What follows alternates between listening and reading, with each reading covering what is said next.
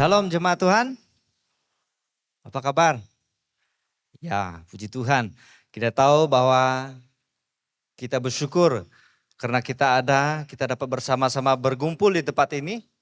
Oleh karena kebaikan kemurahan Tuhan di dalam kehidupan kita masing-masing. Dia telah memelihara kita sepanjang minggu ini tadi.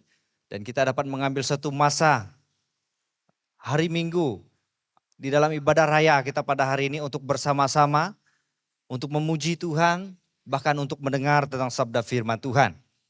Jadi pada hari ini saya akan membawa kita untuk melihat sebuah topik perbincangan, satu topik yang akan kita sama-sama belajar, yaitu orang Kristen yang menderita bersama. Ataupun togetherness, kebersamaan. Orang Kristen itu bagaimana mereka dapat sama-sama menderita sebagai pengikut-pengikut Kristus. Namun demikian, sebelum kita mengkoreksi dengan lebih dalam lagi, mari kita berdoa, saya pimpin kita dalam doa. Bapa di sorga, kami mengucap syukur atas kebaikan kemurahan-Mu ya Tuhan, telah menjaga, memelihara serta melindungi kami sepanjang minggu ini tadi Tuhan, sehingga pada hari ini kami dapat bersama dengan rakan-rakan seiman, dengan saudara dan saudari seiman kami, untuk datang di tempat ini Tuhan, memuji Engkau, bahkan untuk mendengar tentang sabda firman-Mu ya Tuhan. Ini kami anak-anak-Mu Tuhan, orang-orang yang telah dipanggil keluar daripada kegelapan ya Tuhan, hadir di tempat ini Tuhan, dan kami adalah orang-orang pengikut-pengikut Engkau ya Kristus Yesus, siap untuk mendengar tentang sabda firman-Mu. Mohon ya Tuhan Yesus, Roh Kudus-Mu menyertai kami semua, membuka pikiran hati kami, agar kami dapat memahami dan mengerti tentang kebenaran firman-Mu ini. Agar ketika kami pulang dari tempat ini Tuhan, kami ada rasa satu sukacita, damai sejahtera dalam hati kami. Oleh karena kami tahu apa tanggung jawab kami sebagai orang percaya. Terpujilah nama-Mu Tuhan. Hamba-Mu yang akan menyampaikan kebenaran firman Tuhan ini, sembunyikan di belakang kayu salib-Mu Tuhan. Agar anak-Mu ini dapat menyampaikan kebenaran firman ini sesuai dengan kehendak Engkau atas hidup kami. Terpujilah nama-Mu Tuhan. Ini doa dan permohonan kami. Kami angkat semuanya ini dalam nama Tuhan Yesus Kristus. Amin. Tema kita yang akan kita perhatikan yaitu orang Kristen yang menderita bersama. Atau orang Kristen menderita bersama di dalam kebersamaan. Terlebih dahulu, mari kita lihat dulu tentang penjelasan tema ini. Siapa itu orang Kristen? Orang Kristen adalah orang-orang yang percaya kepada Yesus Kristus dan mau taat kepada perintah-perintah Yesus. Artinya mereka ini adalah pengikut Kristus. Jadi kalau kita disebut orang Kristen, artinya kita adalah pengikut-pengikut Kristus. Kita sudah keluar kepada kegelapan, kita sudah menerima Tuhan Yesus sebagai juru selamat kita, artinya kita siap untuk menjadi pengikut Kristus. Itu makna orang Kristen. Menderita pula adalah di mana keadaan seseorang ketika mengalami kesakitan, tekanan atau penderitaan baik secara fisik, emosional, bahkan sosial maupun rohani. Ini penderitaan, suatu keadaan yang mencengkam kita, suatu keadaan yang membuatkan kita tertekan. Ini penderitaan. Ini makna penderitaan. Manakala yang ketiga yaitu bersama ataupun togetherness itu tadi, kebersamaan, di mana keadaan dua atau lebih manusia hidup atau melakukan sesuatu secara bersama dengan cara saling mendukung, menghargai dan bersatu. Itu artinya kebersamaan ini. Di mana ada lebih daripada satu atau dua orang, mereka ini mempunyai satu tujuan yang sama, satu arah yang sama. Dan mereka saling mendukung di antara satu sama lain untuk mencapai tujuan mereka. Jadi itu sedikit pengenalan tentang tema yang akan kita bahaskan. Jadi ayat dasar firman Tuhan yang akan sama-sama kita perhatikan yang terdapat di dalam Kisah Para Rasul pasal 20 ayat 17 hingga 35. Kita boleh melihatnya dan saya akan bacanya bagi kita. Kisah Para Rasul pasal 20 ayat 17 hingga 35 ataupun 38. Ayat 17, karena itu ia menyuruh seorang dari Miletus ke Efesus dengan pesan supaya para penetua jemaat datang ke Miletus. Sesudah mereka datang, berkatalah ia kepada mereka, kamu tahu bagaimana aku hidup di antara kamu sejak hari pertama aku tiba di Asia ini. Dengan segala rendah hati, aku melayani Tuhan. Dalam pelayanan itu, aku banyak mencucurkan air mata dan banyak mengalami pencobaan dari pihak orang Yahudi yang mahu membunuh aku. Sungguh pun demikian, aku tidak pernah melalaikan apa yang berguna bagi kamu. Semua aku beritakan dan kuajarkan kepada kamu, baik di muka umum maupun dalam perkumpulan-perkumpulan di rumah kamu. Aku senantiasa bersaksi kepada orang-orang Yahudi dan orang-orang Yunani, supaya mereka bertobat kepada Allah dan percaya kepada Tuhan kita Yesus Kristus. Tetapi sekarang sebagai tawanan roh, aku pergi ke Yerusalem dan aku tidak tahu apa yang akan terjadi atas diriku di situ. Selain daripada yang dinyatakan Roh Kudus dari kota ke kota kepadaku, bahwa penjara dan sengsara menunggu aku. Tetapi aku tidak menghiraukan nyawaku sedikit pun, asal saja aku dapat mencapai garis akhir dan menyelesaikan pelayanan yang ditugaskan oleh Tuhan Yesus kepadaku untuk memberi kesaksian tentang Injil kasih karunia Allah. Dan sekarang aku tahu bahwa kamu tidak akan melihat mukaku lagi, kamu sekalian yang telah mengunjungi untuk memberitakan kerajaan Allah. Sebab itu pada hari ini aku bersaksi kepadamu bahwa aku bersih, tidak bersalah terhadap siapapun yang akan binasa. Sebab aku tidak lalai memberitakan seluruh maksud Allah kepadamu. Karena itu jagalah dirimu dan jagalah seluruh kawanan. Karena kamulah yang ditetapkan Roh Kudus menjadi penilik untuk menggembalakan jemaat Allah yang diperolehnya dengan darah anaknya sendiri. Aku tahu bahwa sesudah aku pergi, serigala-serigala yang ganas akan masuk ke tengah-tengah kamu dan tidak akan menyayangkan kawanan itu. Bahkan dari antara kamu sendiri akan muncul beberapa orang yang dengan ajaran palsu mereka berusaha menarik murid-murid dari jalan yang benar dan supaya mengikut mereka. Sebab itu berjaga-jagalah dan ingatlah bahwa aku 3 tahun lamanya siang malam dengan tiada berhenti-henti menasihati kamu masing-masing dengan mencucurkan air mata. Dan sekarang aku menyerahkan kamu kepada Tuhan dan kepada firman kasih karunia-Nya yang berkuasa membangun kamu dan menganugerahkan kepada kamu bagian yang ditentukan bagi kamu orang yang telah dikuduskannya. Perak atau emas atau pakaian tidak pernah aku ingini dari siapapun juga. Kamu sendiri tahu bahwa dengan tanganku sendiri aku telah bekerja untuk memenuhi keperluanku dan keperluan kawan-kawan seperjalananku. Dalam segala sesuatu telah kuberikan contoh kepadamu bahwa dengan bekerja demikian, kita harus membantu orang-orang yang lemah dan harus mengingat perkataan Tuhan Yesus, sebab ia sendiri telah mengatakan adalah lebih berbahagia memberi daripada menerima. Sesudah mengucapkan kata-kata itu, Paulus berlutut dan berdoa bersama-sama dengan mereka semua. Maka menangislah mereka semua terseduh-seduh dan sambil memeluk Paulus, mereka berulang-ulang mencium dia.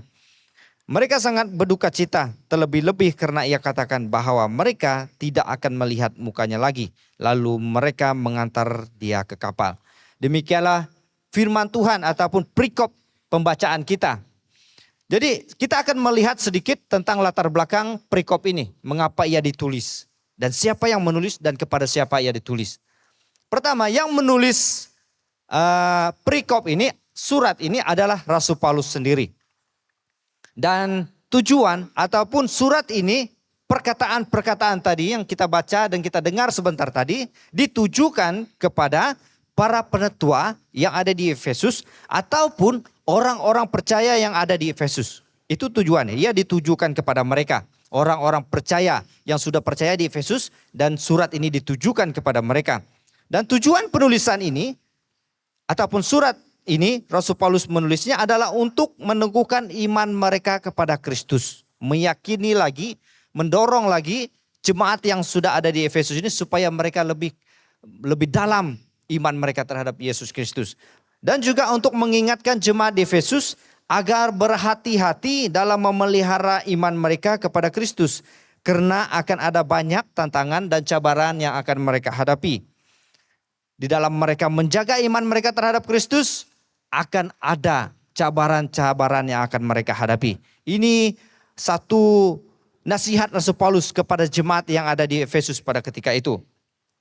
Dan keadaan jemaat pada waktu itu adalah merupakan jemaat yang sudah bertumbuh dan kuat di dalam iman. Ini mereka yang ada di Efesus ini. Jemaat yang ada di Efesus ini, mereka adalah orang-orang yang sudah matang di dalam iman percaya mereka. Namun oleh karena mereka berada di dalam satu lingkungan, karena lingkungan mereka itu adalah orang-orang yang tidak percaya. Mereka diperhadapkan dengan banyak tantangan dari luar, bahkan dari dalam. Karena itu Rasul Paulus menuliskan surat ini kepada mereka. Demikian juga Efesus ini, kota Efesus juga merupakan sebuah kota pelabuhan yang sangat sibuk. Jadi tidak heran mengapa lingkungan mereka ini mempunyai satu lingkungan yang sangat sosial. Kehidupan mereka sosial. Banyak perkara yang ada di lingkungan mereka. Apatah lagi di lingkungan mereka ini ada banyak orang yang tidak percaya kepada Kristus Yesus. Bahkan kota Efesus juga terkenal dengan kepelbagaian agama-agama yang ada di situ. Ada ajaran-ajaran sesat di situ karena orang seringkali masuk dan keluar. Karena ia adalah sebuah pusat pelabuhan. Jadi banyak juga orang-orang di sana yang menyembah kepada dewa ataupun dewi. Dan terkenal di Efesus sebuah kuil, yaitu kuil Artemis. Dan di dalam kuil ini ada satu sosok dewi yang mereka sembah, yaitu Dewi Kesuburan. Ini yang mereka sembah pada ketika ini. Terkenal di kota Efesus pada ketika itu. Dan untuk pengetahuan kita, pada saat ini kota Efesus adalah negara Turki yang kita kenal pada saat ini. Itu adalah kota Efesus yang kita tahu pada saat ini. Jadi kita sudah melihat tentang sedikit latar belakang kenapa surat ini ditulis. Jadi kita akan melihat bagaimana orang Kristen itu menderita bersama ketika menjadi pengikut Kristus. Kita yang ada di dalam ruangan ini adalah orang-orang yang sudah memberikan diri untuk dibaptis.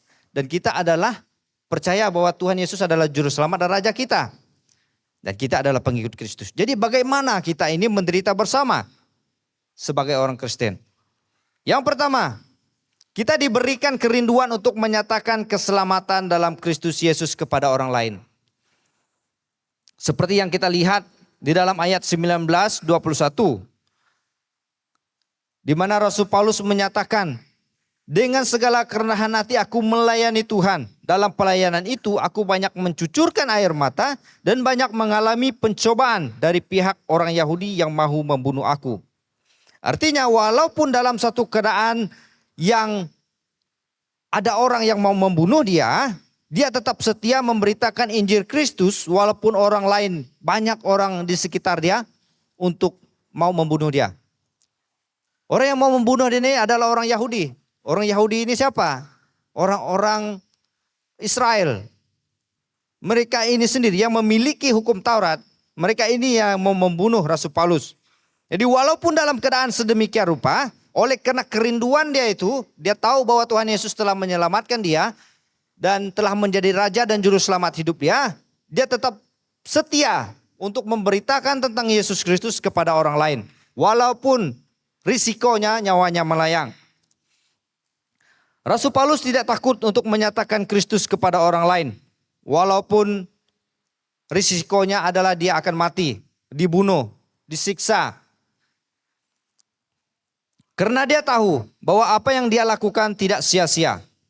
Karena fokus utama Rasul Paulus adalah menyelamatkan jiwa-jiwa. Dan kematian, dia tahu bahwa ketika dia mati nanti, itu bukan ujung hidup dia. Karena dia tahu bahwa ketika dia mati dalam pelayanan, dia mati ketika dia bersaksi tentang Kristus. Dia tahu bahwa ada satu tempat lagi yang disediakan bagi dia. Di sana dia akan hidup kekal, damai sejahtera, tidak ada penderitaan lagi, yaitu di sorga. Kalau kita lihat di dalam Roma pasal 8, ayat 18-19. Ini kata Rasul Paulus juga, sebab aku yakin bahwa penderitaan zaman sekarang ini tidak dapat dibandingkan dengan kemuliaan yang akan dinyatakan kepada kita. Sebab dengan sangat rindu seluruh makhluk menantikan saat anak-anak Allah itu dinyatakan. Artinya di sini Rasul Paulus memiliki pengharapan. Dia tahu bahwa ketika dia mati dia akan berada di kerajaan sorga bersama dengan Yesus Kristus yang ia war-warkan ketika ia masih hidup di dunia ini. Dan ketika dia mati, tidak ada yang lebih baik daripada itu. Di mana tidak ada lagi penderitaan, tidak ada lagi siksaan, tidak ada lagi kesakitan. Yang ada cuma damai sejahtera. Karena kita bersama-sama dengan Yesus. Ini yang kita lihat. Kenapa Rasul Paulus di sini kenapa kita sebagai orang percaya harus memiliki kerinduan untuk menyatakan keselamatan dalam Kristus Yesus. Ini adalah tanggung jawab kita. Kita sudah diselamatkan oleh Yesus Kristus. Jadi tanggung jawab kita menyatakan kasih melalui Yesus Kristus ini kepada orang lain. Walaupun risiko dia, mungkin nyawa kita akan melayang. Jadi fokus Rasul Paulus di sini adalah membawa jiwa-jiwa kepada Yesus Kristus. Ini fokus dia, kerinduan dia itu untuk membawa orang yang belum percaya kepada Yesus Kristus. Hanya melalui Yesus Kristus kita dapat diselamatkan. Oleh karena itu, Rasul Paulus memberikan nasihat ini kepada jemaat di Efesus ini supaya mereka berani dan memiliki pendirian untuk tetap memberitakan tentang Yesus Kristus kepada orang lain. Jadi tujuan dia untuk mendorong jemaat yang ada di Efesus, yang kita baca sebentar tadi itu, yang ada di kota Efesus, dan untuk kita yang ada di sekarang ini, supaya memiliki keberanian dan pendirian ketika kita menyatakan tentang Yesus Kristus kepada orang lain yang belum percayalah, seperti itu. Di dalam konteks kita pada masa ini, keadaan kita sebagai orang Kristen pada masa ini juga diperhadapkan dengan dunia yang penuh dengan tantangan dan cabaran, baik itu dari luar dan dari dalam gereja. Apalagi dunia sekarang sudah sangat maju dari semua aspek, baik itu dari segi pendidikan, teknologi, bahkan dari aspek pelajaran-pelajaran teologi dan sebagainya. Semuanya sudah semakin maju sudah sekarang. Jadi dunia banyak menawarkan hal-hal yang menarik bagi kita, yang memungkinkan kita untuk semakin jauh dari Tuhan Yesus Kristus.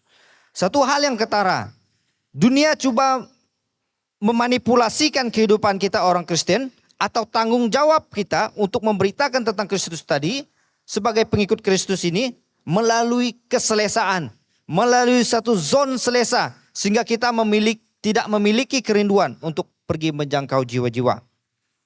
Contohnya, mungkin sebagian daripada kita, masa kita lebih banyak melihat tentang video ataupun hiburan-hiburan yang ada di dalam media massa. Dibanding kita ingin meluangkan masa kita, mendengar, berdoa, bahkan untuk pergi menyatakan Injil itu kepada orang lain di luar sana. Ini keadaan yang kita lihat. Di mana keadaan dunia sekarang sudah menawarkan keselesaan, membuat kita berada dalam zon selesa. Bayangkan kita pergi ke menunggu di hospital. Ada orang berbaris bersama dengan kita. Rata-rata orang semua melihat pada telepon. Tidak ada yang mau saling berkomunikasi di antara satu sama lain. Jadi ini yang di dunia tawarkan, dunia lakukan terhadap kita orang-orang percaya. Dia coba mengambil tanggung jawab kita untuk memberitakan tentang tentang Yesus Kristus ini kepada orang yang belum percaya, supaya kita berada di posisi kita sendiri. Ini yang kita perhatikan. Oleh karena itu, marilah kita amalkan hidup yang berani dan sedia bersaksi tentang Yesus Kristus kepada orang lain. Karena ini merupakan sebuah perintah dari Yesus Kristus sendiri, bukan perintah ini dari manusia, bukan perintah ini dari pastor, dari pemimpin gereja, tetapi ini adalah perintah langsung daripada Yesus Kristus. Kalau kita perhatikan amanat agung yang terdapat di dalam Matius 28, 19, ayat 19 hingga 20. Katanya, karena itu pergilah, jadikanlah semua bangsa muridku dan baptislah mereka dalam nama Bapa dan Anak dan Roh Kudus. Dan ajarlah mereka melakukan segala sesuatu yang telah kuperintahkan kepadamu. Dan ketahuilah, aku menyertai kamu senantiasa sampai pada akhir zaman. Ini perintah Tuhan Yesus secara langsung kepada kita. Orang yang sudah menerima Yesus Kristus sebagai juru selamat. Kita adalah pengikut-pengikut Kristus. Karena itu kita disebut orang Kristen. Contohnya, perintah Yesus secara praktikal di dalam hubungan kekeluargaan. Perintah Yesus kita boleh perhatikan di dalam kekeluargaan tentang suami. Hai suami, kasihilah istrimu sebagaimana Kristus telah mengasihi jemaat dan telah menyerahkan dirinya baginya. Dapat kita perhatikan dalam Efesus 5 ayat 25. Demikian juga istri, hai istri, tunduklah kepada suamimu seperti kepada Tuhan. Dan juga kepada anak-anak. Ada perintah-perintah khusus Tuhan berikan kepada kita. Kepada anak, Efesus 6 ayat 1 hingga 3. Hai anak-anak, taatilah orang tuamu di dalam Tuhan, karena haruslah demikian. Hormatilah ayahmu dan ibumu. Dan inilah adalah satu perintah yang penting seperti yang nyata dari janji ini. Supaya kamu berbahagia dan panjang umurmu di bumi.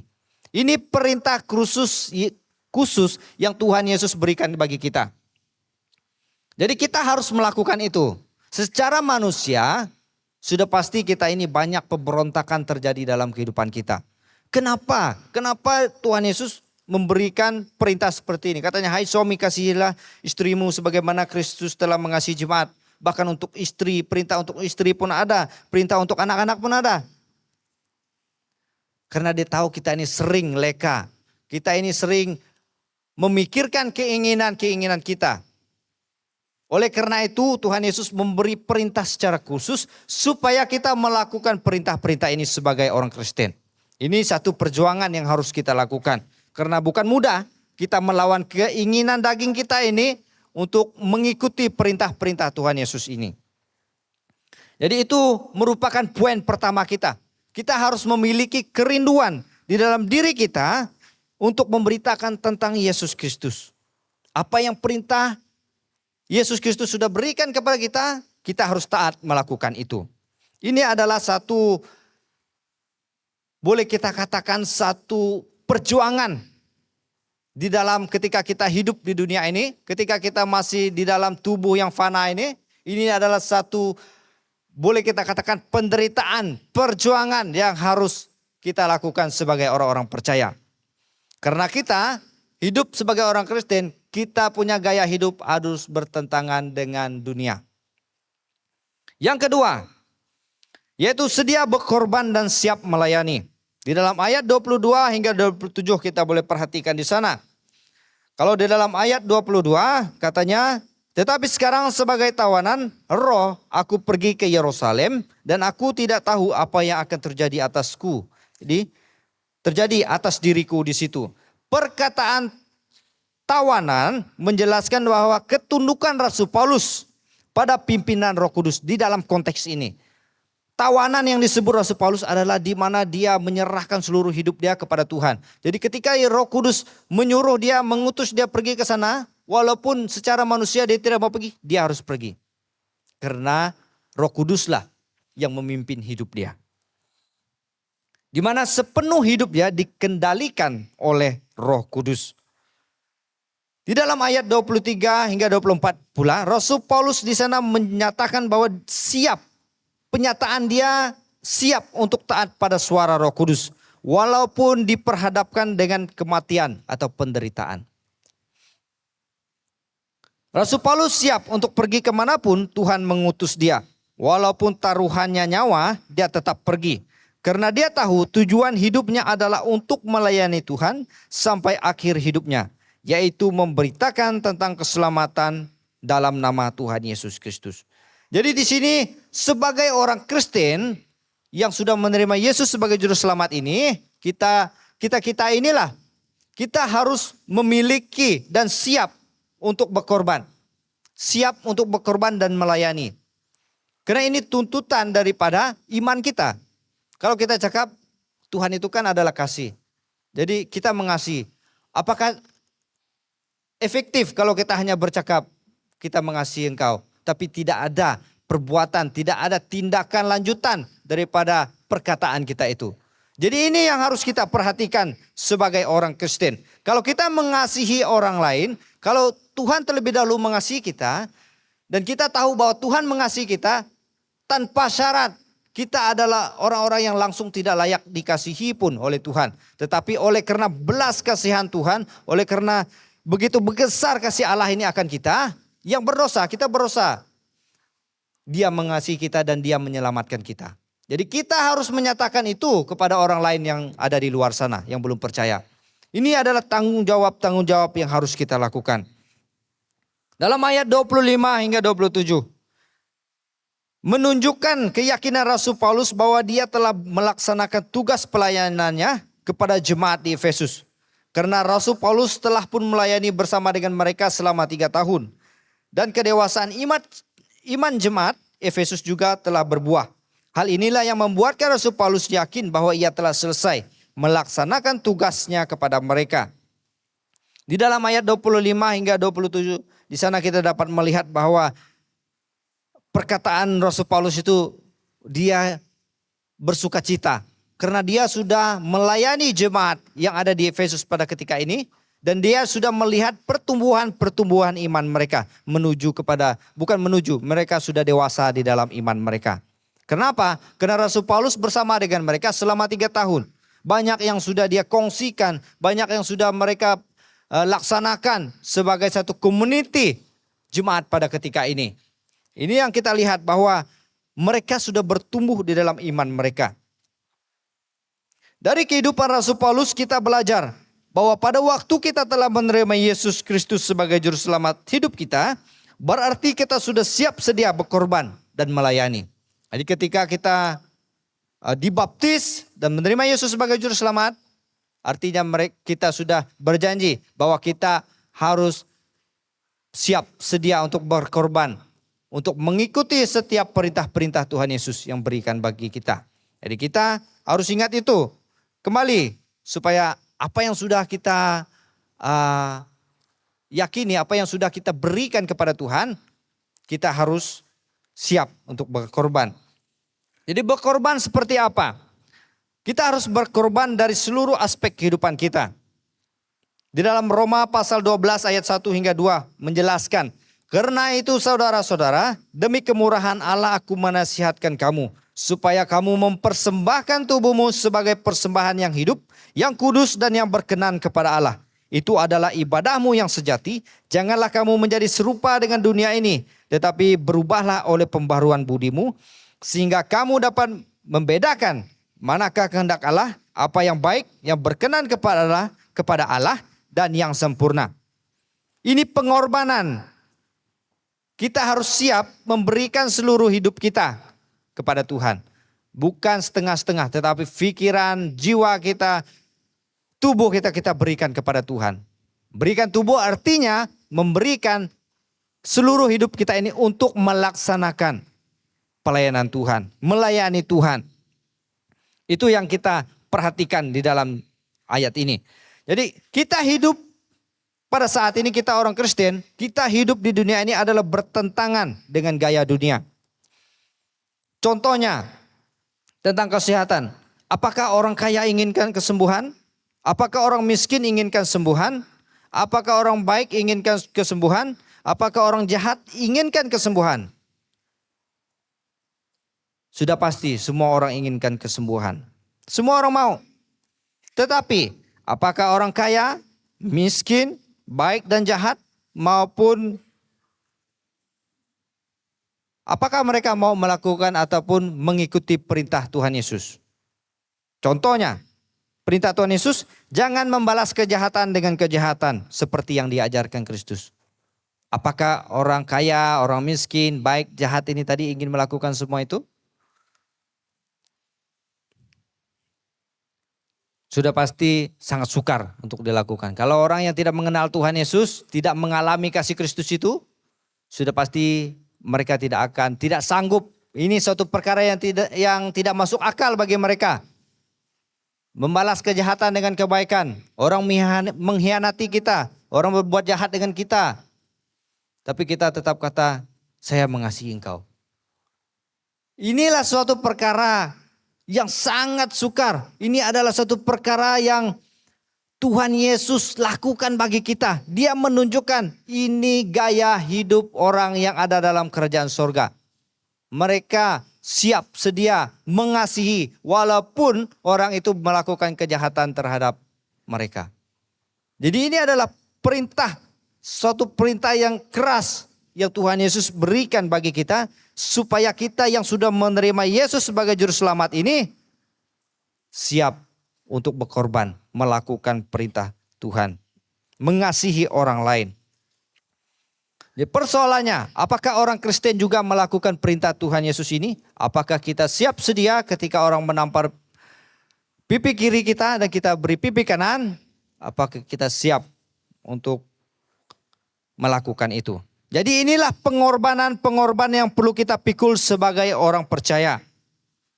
Kenapa kita perlu berkorban?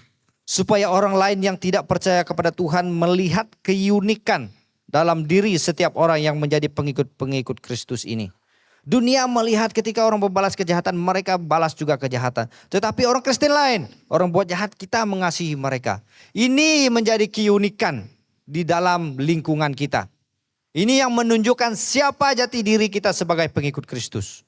Bertentangan dengan gaya dunia. Bertentangan dengan sifat dunia. Ketika orang melihat, orang akan berpikir tidak masuk akal. Bagaimana mungkin dia dapat mengasihi orang itu. Sedangkan dia melakukan, mungkin dia sudah, orang itu telah membunuh ahli keluarga dia. Ataupun anak dia yang paling terdekat, istri dia. Tetapi dia tetap mengampuni orang itu. Ini menjadi persoalan-persoalan. Pertanyaan-pertanyaan yang membawa kepada kesadaran bagi orang yang tidak percaya. Jadi penerapannya di dalam poin yang kedua ini, oleh karena itu sebagai orang yang telah menjadi pengikut Yesus Kristus, perlu kita tahu bahwa kita semua adalah duta. Kita cakap kita adalah orang Kristen, memberi diri dibaptis. Jadi kita adalah duta, kita adalah figure, kita adalah wakil Tuhan yang ada di muka bumi ini. Kitalah yang membawa suasana kerajaan sorga itu kepada dunia melalui gaya hidup kita yang saling mengasihi tanpa mengira siapapun yang kita kasihi. Jadi harus kita tahu bahwa kita harus siap berkorban. Karena kita adalah duta, kita adalah figur model. Bahkan kita adalah wakil Tuhan yang ada di dunia ini. Kita sudah menerima Yesus sebagai juru selamat, tanggung jawab kita. Taat pada perintah Tuhan Yesus, nyatakan kasih kepada orang lain. Poin yang ketiga, ataupun yang terakhir, yaitu memiliki hati seorang hamba. Ini kita lihat bahwa kita dipertanggungjawabkan untuk menggembalakan domba-domba. Artinya kita yang telah matang dalam iman perlu menuntun dan membimbing rakan-rakan yang belum matang dalam imannya untuk terus bertumbuh di dalam pengenalan akan Allah.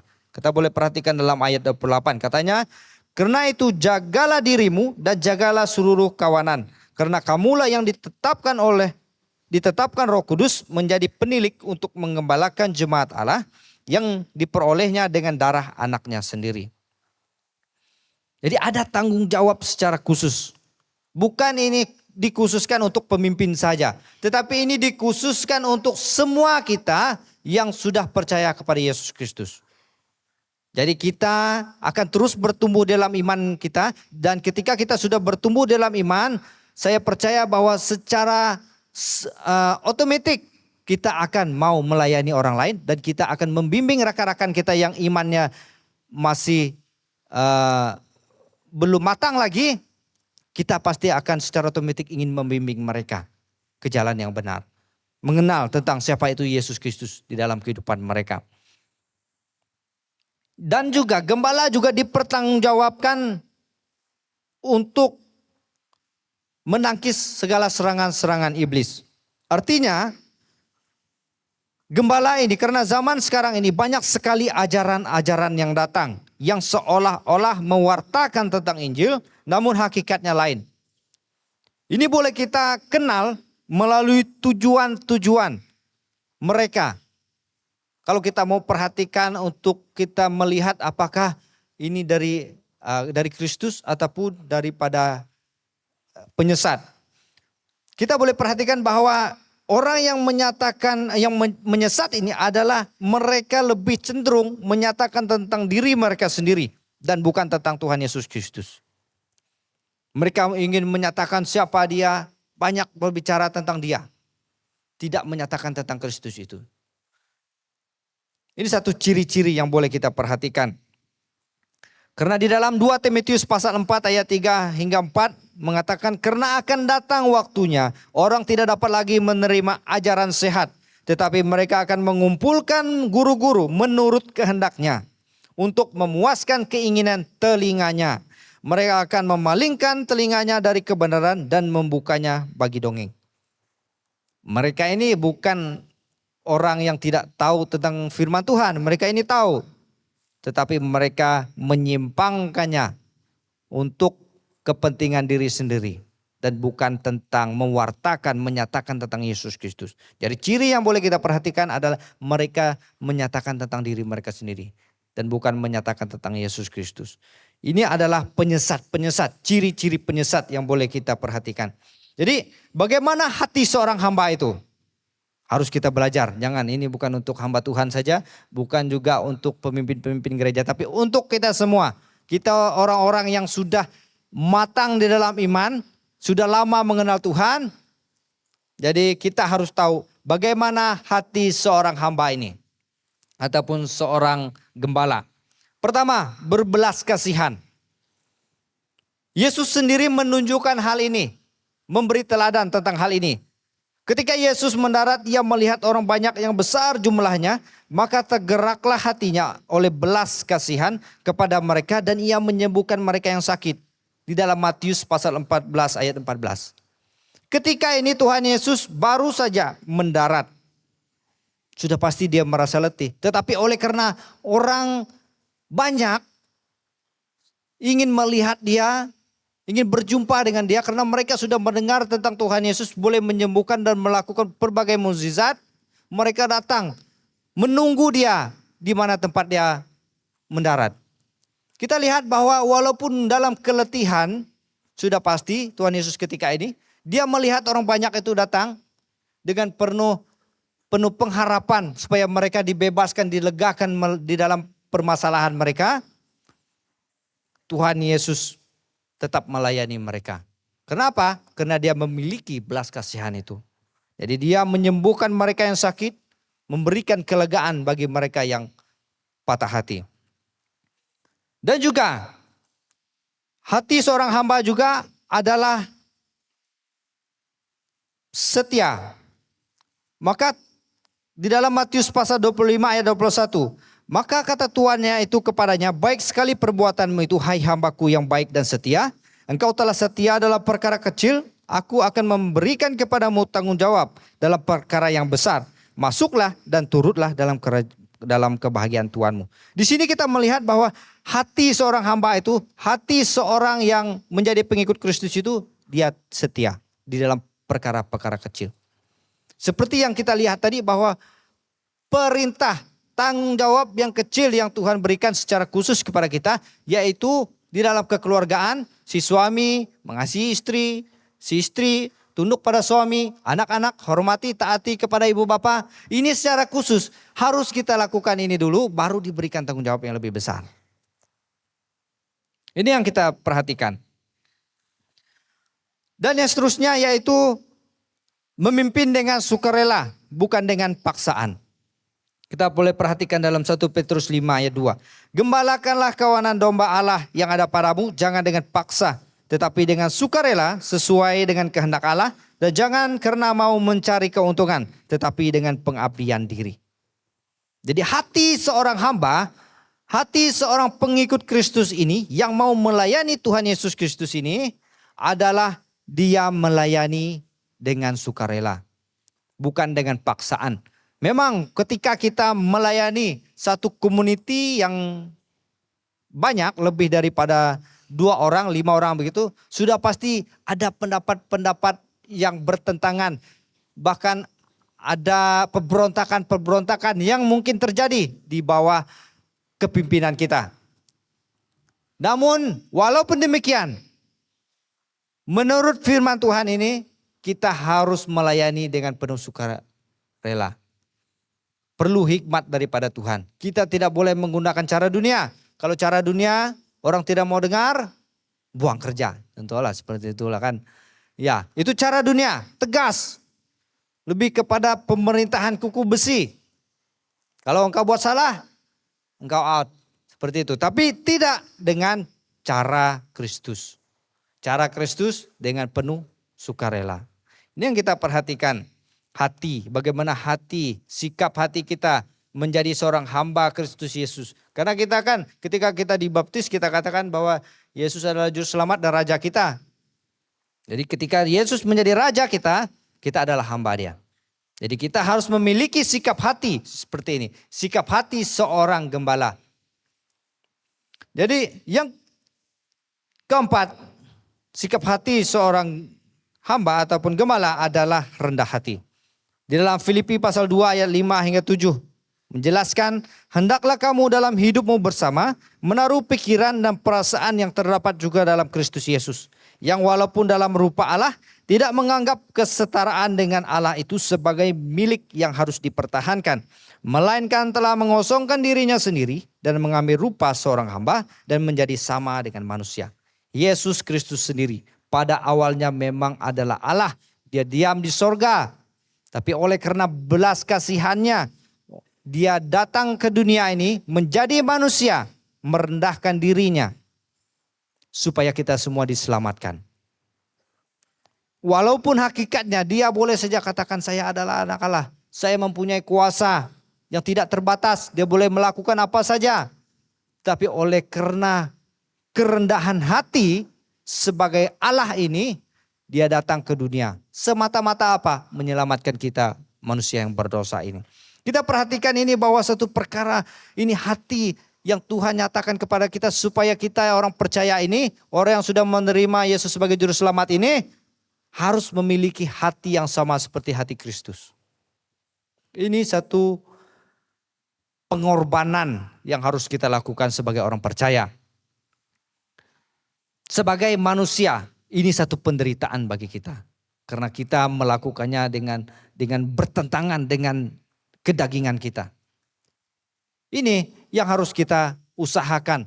Ini yang harus kita perjuangkan sebagai orang percaya. Jangan kita memikirkan memang kadang-kadang kita ini oleh karena pengalaman, oleh karena pelajaran yang kita ada, kita merasakan kita lebih unggul daripada orang yang ada sekeliling kita. Tapi Tuhan katakan rendahkan hatimu.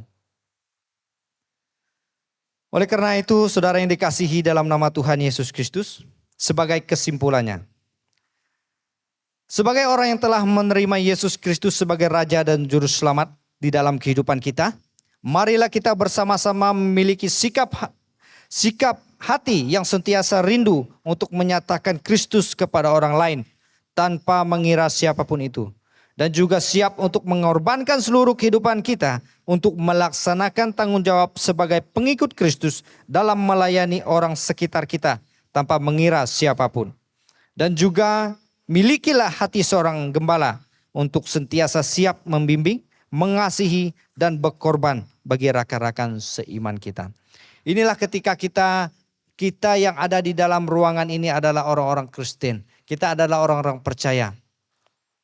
Jadi ketika kita menerima Yesus sebagai juru selamat ini, kita sudah dipertanggungjawabkan untuk memelihara iman kita itu. Untuk menyatakan tentang Yesus Kristus kepada orang lain. Dan ini satu pengorbanan. Secara manusia, ia adalah satu penderitaan bagi kita. Karena kita harus berjuang melawan keinginan daging kita. Menyatakan tentang kerajaan surga itu kepada orang lain. Mari kita berdoa.